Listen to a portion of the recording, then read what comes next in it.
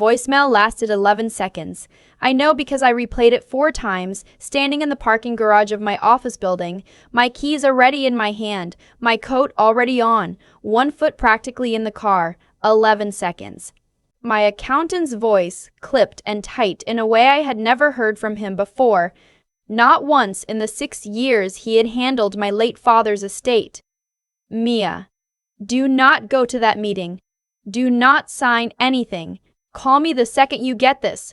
I mean it. That was it. No explanation. No, sorry to bother you. Just that. I stood there in the cold, concrete, dark, exhaust fumes and fluorescent flicker, and stared at my phone like it had just told me the building was on fire. My brother had texted me 20 minutes earlier. We're all here. Mom's asking where you are. Just get here, okay? It's just paperwork. Just paperwork. That's what my brother Marcus had been calling it for 3 weeks, ever since our father died of a heart attack on a Tuesday morning in October, leaving behind a paid-off house in Naperville, a life insurance policy worth $800,000, and a will that nobody in my family seemed to want to talk about clearly. Just paperwork. Just a formality. Just come sign so we can move forward as a family. I called my accountant back. He picked up before the first ring finished. Where are you right now? His name is Gerald. He has been doing taxes and estate management for our family since before I was born. He is 63 years old, and I have never once heard him sound rattled. He sounded rattled. Parking garage. I was about to leave. Gerald, what is going on? Good. Stay where you are. I heard him exhale. Mia, I need you to listen to me, and I need you to not panic, because what I'm about to tell you is going to make you want to panic, and you cannot afford to do that right now. I leaned against the cold hood of my car. Tell me, your brother contacted an estate attorney 3 days after your father's funeral. Not the family attorney, not anyone your father ever worked with. Someone new. Someone Marcus found on his own. Gerald paused. The document he wants you to sign tonight is not a standard probate form. It is a deed of assignment. If you sign it, you are voluntarily transferring your entire share of the estate, the house, the insurance proceeds, everything, to a joint trust that Marcus controls as sole trustee. The parking garage hummed around me. A car on the upper level started its engine and a sound bounced off every wall. He told me it was a beneficiary update form, I said. My voice came out flat. He said Dad forgot to file something before he died and we just needed to correct it. There is nothing to correct. Your father's will is valid. It is filed. You are named explicitly as an equal beneficiary. There is no missing form. Another pause. Mia, the only thing this document would correct is the part where you receive anything at all. I think that was the moment the ground shifted.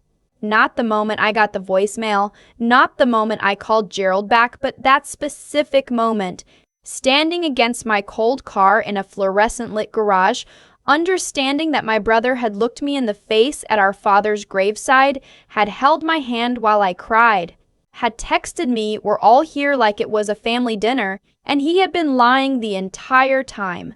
I didn't scream. I didn't cry. I thought about the last 3 years and I started to understand them differently. Because here is what I had spent 3 years believing about myself. That I was disorganized, forgetful, bad with paperwork and worse with deadlines. I had missed the window to be added to my father's investment account because I forgot to send in the signature page. I had been removed from the family phone plan, my father's, the one I'd been on since college, because apparently my authorization form had never gone through, though I was certain I'd submitted it. When Dad updated his health proxy 2 years ago, my name had been left off entirely. Marcus said Dad simply forgot.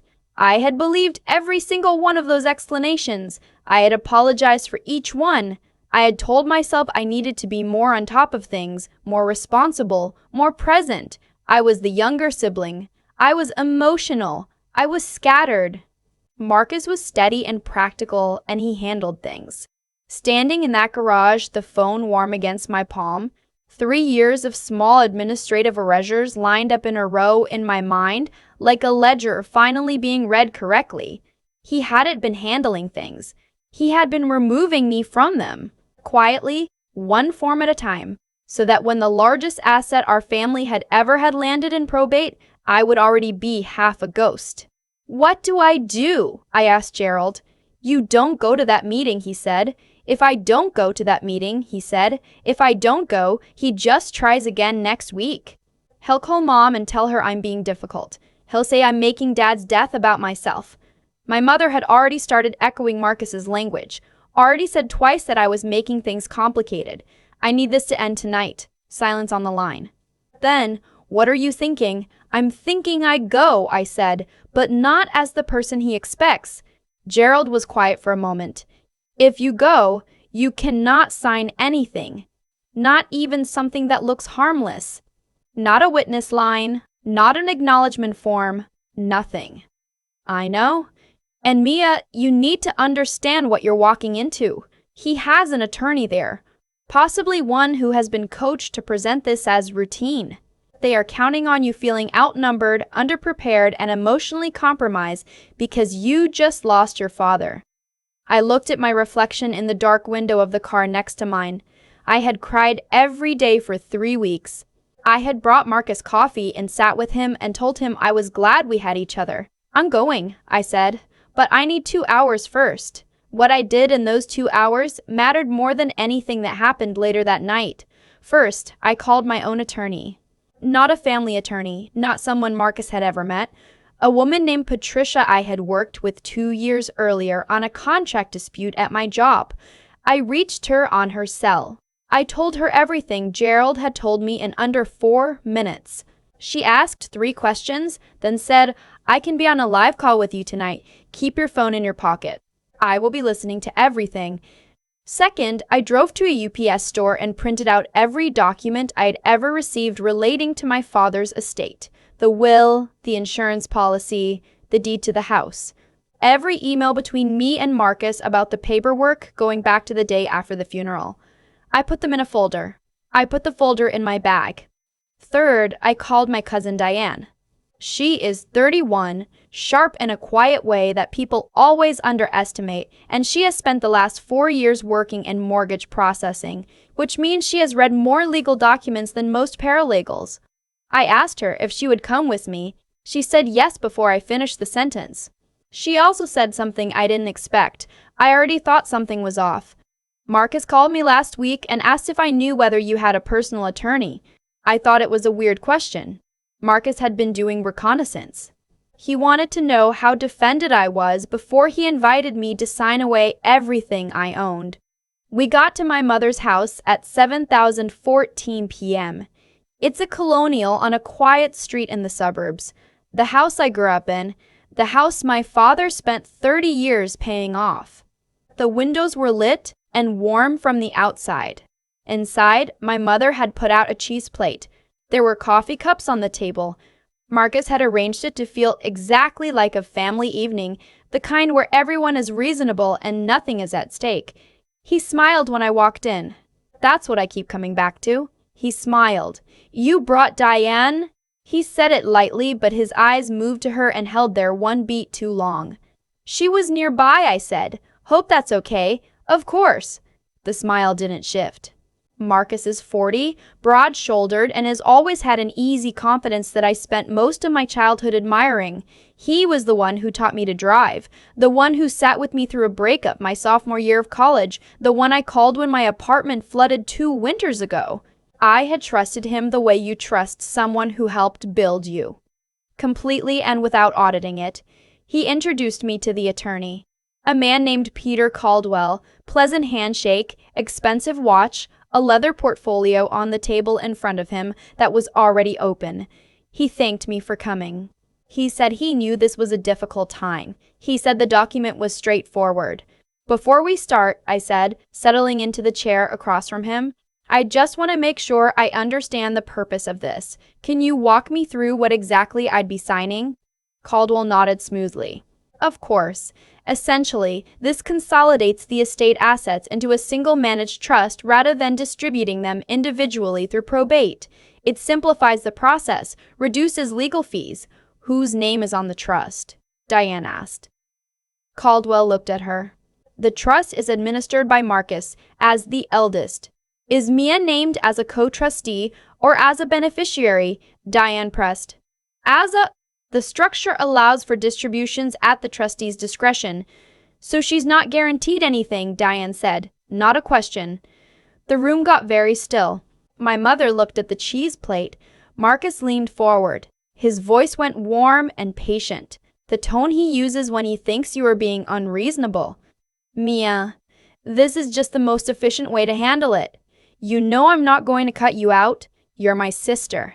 I just need the legal authority to move things along without it taking 2 years in probate court. Then why does this document eliminate my guaranteed share? I asked. It doesn't eliminate. I had an attorney read the draft you sent last week. I had sent it to Patricia the night before, the version Marcus had emailed over with a cheerful note about just wanted you to have time to look it over. She flagged the beneficiary language specifically. Section 4, paragraph 2. The distributions are entirely at the trustee's discretion with no enumerated minimum. I pulled out my folder. That's not a simplification of probate. That's a replacement of my legal inheritance with your voluntary goodwill. Marcus's jaw tightened, just slightly, just enough. I think you've been talking to people who are making this more complicated than it needs to be, he said. Gerald, I said. I've been talking to Gerald. Something moved across my brother's face then, fast and controlled, but I saw it. Gerald had been our family's accountant for 30 years.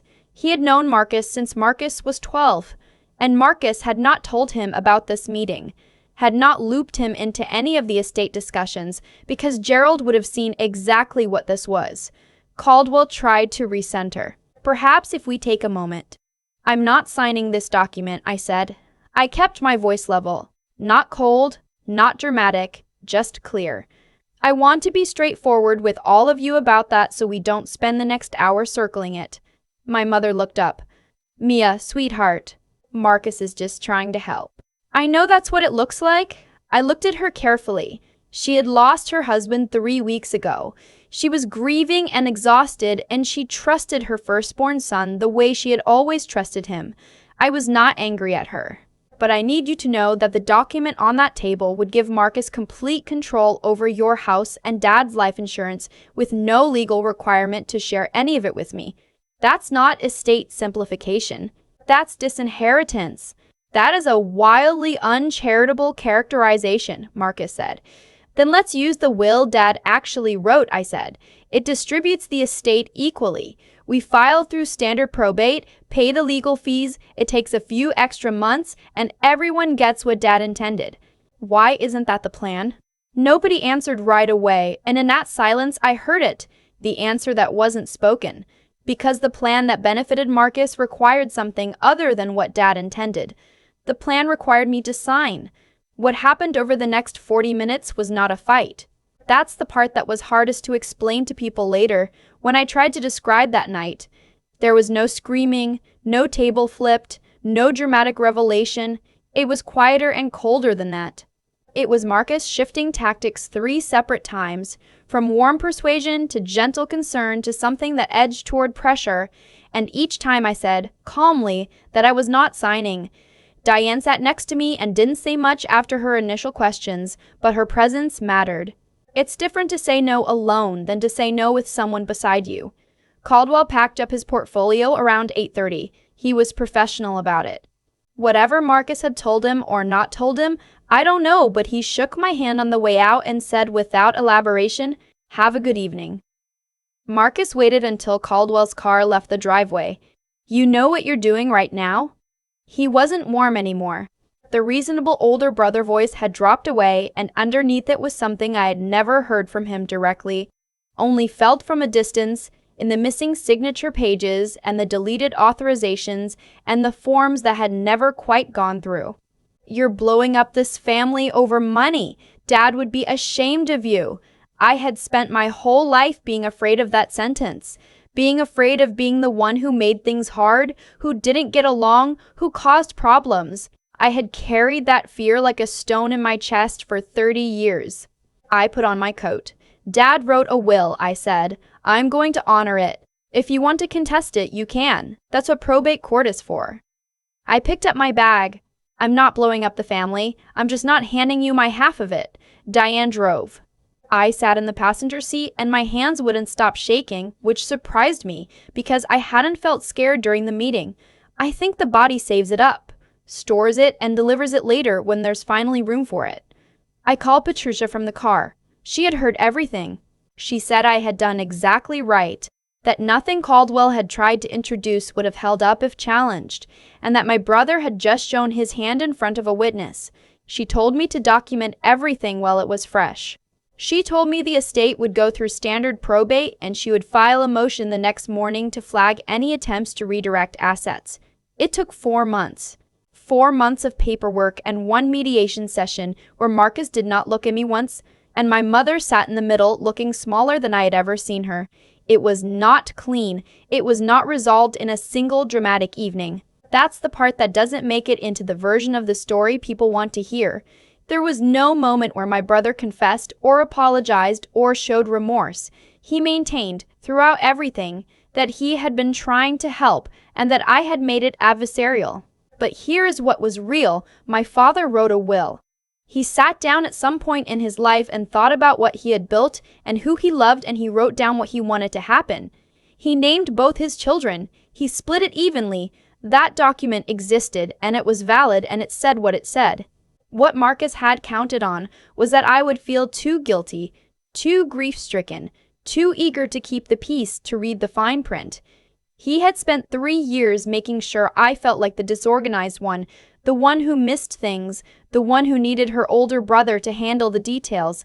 He had built that version of me carefully and quietly, one small administrative failure at a time, so that when the moment came, I would be standing in that dining room feeling like I had no ground to stand on. He was wrong about what he had built. He thought he had built someone who would fold. What he had actually built was someone who knew exactly what he was capable of. The house sold 7 months after my father died. My share covered the down payment on my own place, a small 2-bedroom not far from where I grew up. The week I got the keys, I stood in the empty living room and thought about my dad, about how he worked every year of my life for something solid to leave behind, how I took my coffee, that I hated the smell of lavender, when's a row from which after out of row, occurring to him that one of them would need protection from the other. I don't talk to Marcus now. My mother and I are careful with each other. We have lunch sometimes. We don't discuss it. There is grief in that, a different kind of grief than losing my father, but grief nonetheless. The loss of the family I thought I was in, the discovery that the warmth I remembered had a price tag I didn't know about. But I've stopped apologizing for the missing forms. I've stopped calling myself scattered. I've started reading everything before I sign it, not because I became paranoid, but because I learned that paying attention is not the same as being difficult, that asking questions before you agree to something is not the same as making things complicated, that the people who tell you something is just paperwork are sometimes exactly right, and sometimes they are counting on you to believe it. Trust your instincts. Trust your accountant. And if someone tells you a document is just a formality, read every line. Because sometimes the thing you almost signed away is everything your father worked his whole life to give you. I used to think the cruelest betrayals came with warning signs. A raised voice, a slammed door, something you could point to and say, that's where it went wrong. But Marcus never raised his voice. He held my hand at the funeral. He brought me coffee. He texted, "We're all here," like it was nothing. That's the kind of betrayal that takes the longest to name because it hides inside the ordinary. It hides inside family. What I've come to understand, not comfortably, not quickly, is that what Marcus didn't start the night he put that document on the table. It started years earlier, in the small things. A signature page that never made it through. An authorization form that disappeared. My name quietly left off one document, then another, then another. Each one small enough to explain away. Each one building something I couldn't see until Gerald called and the whole structure became visible at once. That's how slow erosion works. It doesn't announce itself. It just keeps going until the ground shifts under you and you finally look down.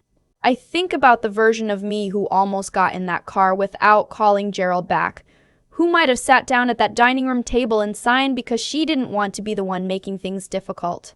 Because she had spent 30 years believing she was the scattered one, the emotional one, the one who missed things. Marcus hadn't invented that story about me out of nothing. He had cultivated it, watered it, made sure I believed it so deeply that when the moment came, I would doubt myself faster than I doubted him. That's the part that required the most from me to face. Not what he tried to take, but what he had already taken. The quiet confidence that I was capable of paying attention, of reading a room, of trusting my own instincts. He had borrowed against that for years before he tried to borrow against the estate. What stopped it wasn't luck. It was Diane asking one precise question at the right moment. It was Patricia listening on the other end of a phone in my pocket. It was Gerald, 63 years old, picking up on the first ring and sounding rattled for the first time in his life. It was every person I had quietly built a relationship with over years who showed up when the ground shifted. You don't assemble that kind of support in a crisis. You build it slowly, in ordinary time, and then one night it turns out to matter enormously. I don't carry what happened with Marcus as a lesson about family or money or trust in the abstract. I carry it as something more specific, that intelligence without courage is just anxiety, that knowing something is wrong means nothing if you're too afraid of conflict to say so clearly. Sitting across from Caldwell that night, watching Marcus's warmth drain out of his face when I said I wasn't signing, that required something I had to choose in real time. Not once, several times throughout that evening. Diane still checks in every few weeks. Gerald sent me a card when I closed on my place. Patricia and I have a professional relationship that I now understand is one of the most valuable things I own. The house my father paid off for 30 years became a down payment on a life he would have wanted for me. That feels right. Not as justice. I don't need it to be justice. Just as continuity. As the thing he worked for, landing where he intended it to land. Pay attention to the small removals. Read what you sign. And build the kind of people around you who will pick up on the first ring.